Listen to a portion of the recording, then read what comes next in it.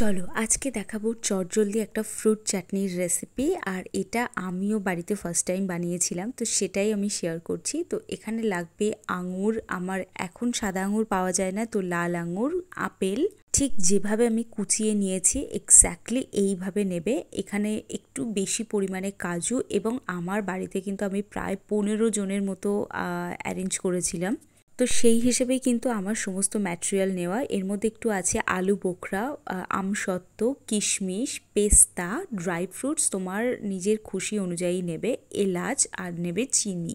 চিনি ছাড়া কিন্তু এটা করা যাবে না, পুরো খেলাটাই চিনি খেলবে। তো দেখো একটা শুকনো খোলায় বা বলতে পারো যে প্যানে তুমি বানাবে সেই প্যানে যেন জল না থাকে সেই অবস্থায় একটা তেজপাতা, দুটো শুকনো লঙ্কা, একটু পাঁচফোড়ন একদম ভেজে নেবে, একটু নয় অনেকটা। এবং সিরিয়াসলি আমি বলছি শোনো, আমাকে যে গাইড করে এই মশলাটা বানাতে বলেছিল, মশলাটার গন্ধ একদম বিয়ে বাড়ির মতো। যে কাপ মেপে চিনি দেবে সেই কাপ মেপেই কিন্তু তার ডবল জল তোমরা এখানে অ্যাড করবে। এবার জলটা দেখবে চিনিটা একটু লেগে লেগে গেছে, তারপরে তার মধ্যে একটু তেজপাতা আর একটা এলাচ একটু ফাটিয়ে এর মধ্যে কিন্তু দিয়ে দেবে, দিয়ে জলটা ফোটা অবধি ওয়েট করতে হবে। এবার আমি এখানে ব্যবহার করেছি হরি ঘোষের ঘি, যেটা বারাসাতে খুব ফেমাস, তো সেই ঘি নিলাম। দেখতেই পাচ্ছ ছোট্ট ঘির ডিব্বা, বেশি একটা দেইনি। এবার এর মধ্যে কি করতে হবে, ড্রাই ফ্রুটসগুলোকে একে একে ভেজে তুলে নিতে হবে। একদম কড়া করে কালো করে ভাজবো না, এখানে একটু কিন্তু আমি কাঁচা কাঁচা ভাব রেখেই কিন্তু এটাকে ভাজবো।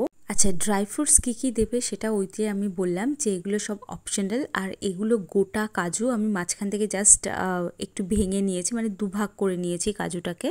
আর ঘি দিয়েই এটাকে একটু রোস্ট করে নেব, রোস্ট নয়, এটাকে একটু ভেজে নেব। এটা কিশমিশ, পেস্তা এগুলো সব আমি ভেজে নিয়েছি। আচ্ছা, এর মধ্যে দিলাম, এবার সব কিছু ভাজার পর দিলাম আমসত্ত্ব আর আলু বোখরা। আলু বোখরাটা কি, এটা বিরিয়ানিতে ব্যবহার হয়। আমাদের বারাসাতের হেলাবরতলায় যে কোনো মুদিখানার দোকানে তোমরা আলু বোখরা পেয়ে যাবে। এছাড়া ব্লিঙ্কিটে গোটা কলকাতা জুড়ে আলু বোখরা কিন্তু অ্যাভেলেবেল তোমরা পাবে। আর এখানে দেখো এর মধ্যে কিন্তু একটু জল দিয়ে দিয়েছি যাতে জিনিসটা সেদ্ধ হয়। এবার মনে আছে ওই যে চিনির সিরাপটা বানিয়েছিলাম, ওই চিনির সিরাপের মধ্যে আমি কিন্তু এবার এটা অ্যাড করব। অ্যাকচুয়ালি চিনির সিরাপ নয়, এখানে কিন্তু কোনো ওই তার তৈরি হবে চিনির, ওই যে রসগোল্লার রসের মতো, ওরকম কিন্তু নয় একেবারে। তো এই জায়গাটায় মিলিয়ে দিতে হবে, আর তারপর ড্রাই ফ্রুটসগুলোও ওই চিনির রসের মধ্যে দিয়ে দিতে হবে। এরপর একে একে গ্যাস ওভেন অফ করে একে একে সমস্ত ফলগুলো কিন্তু অ্যাড করতে হবে।